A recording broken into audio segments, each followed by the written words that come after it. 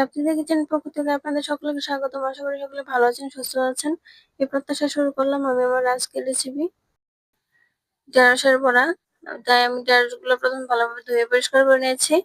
এখন ঢেঁড়সগুলো একে একে কেটে নিচ্ছি, একটা ছুরির সাহায্যে কেটে নিচ্ছি। ঢেঁড়সের রেসিপি অন্যান্য রেসিপি কত খেয়েছেন, একবার হলো এই রেসিপিটা ট্রাই করে দেখুন, খুব ভালো লাগে খেতে।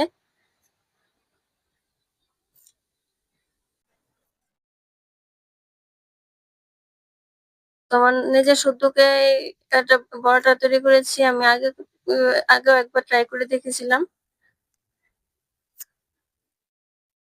তো আমি একে একে সবগুলা ঢেঁড়স কেটে নিচ্ছি এভাবে।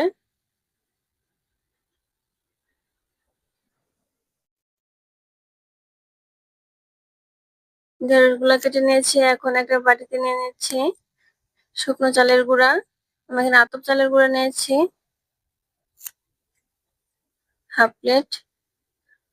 হাফ প্লেট নিয়েছি বেসন।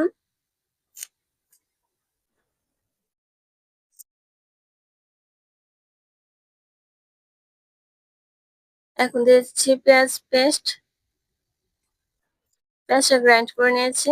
রসুনের পেস্ট, আমি এখানে রসুনটা একটু 1 চামচ দিয়েছি, কিন্তু রসুনের গন্ধটা তীব্র আসছিল। আপনারা চাইলে কমাই দিতে পারবেন বা স্কিপ করবেন রসুনটাকে। দিয়ে দিলাম জিরার গুঁড়া, দিয়েছি ধনিয়ার গুঁড়া, মরিচের গুঁড়া,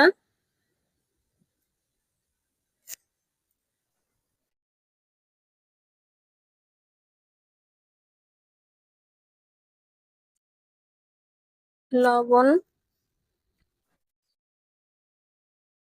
দিয়ে দিব হলুদের গুঁড়া। এগুলো একসাথে মিশিয়ে নিচ্ছি।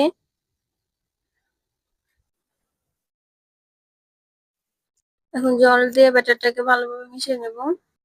তো বন্ধুরা, আপনাদের যদি আমার এই রেসিপিটি ভালো লেগে থাকে তাহলে অবশ্যই একটি লাইক এবং কমেন্ট বক্সে কমেন্ট করে জানাবেন রেসিপিটি কেমন হয়েছে।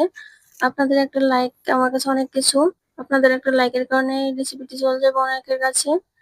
তো লাইক কমেন্ট করতে কখনোই ভুলবেন না কিন্তু বন্ধুরা, অবশ্যই লাইক করে দেবেন।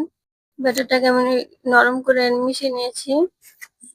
এখন ঢেঁড়স গুলাকে টুথপিকের সাহায্যে গেঁথে নিয়েছি।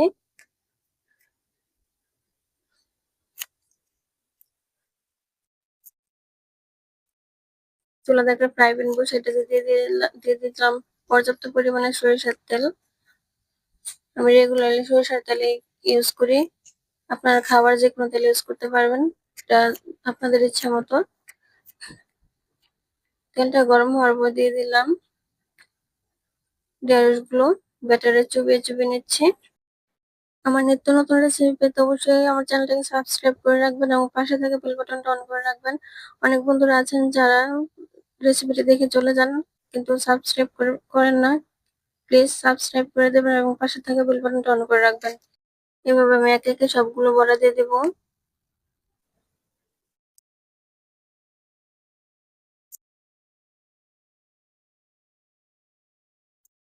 আপনারা একবার হলে এই রেসিপিটি ট্রাই করে দেখবেন, খেতে খুবই সুস্বাদু হয়েছিল।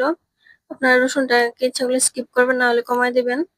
আমার রসুনটা একটু বেশি পড়েছিল তাই একটু তীব্র গন্ধ এসেছিল, কিন্তু খাইতে ভালো লাগছিল। অবশ্যই একবার হলে ট্রাই করে দেখবেন, খুবই ভালো লাগবে খেতে। সম্পূর্ণ অথেন্টিক এবং ঘরোয়া উপকরণে তৈরি হবে রেসিপিটি। তো সুস্থ থাকবেন, ভালো থাকবেন, এই প্রত্যাশা শেষ করলাম।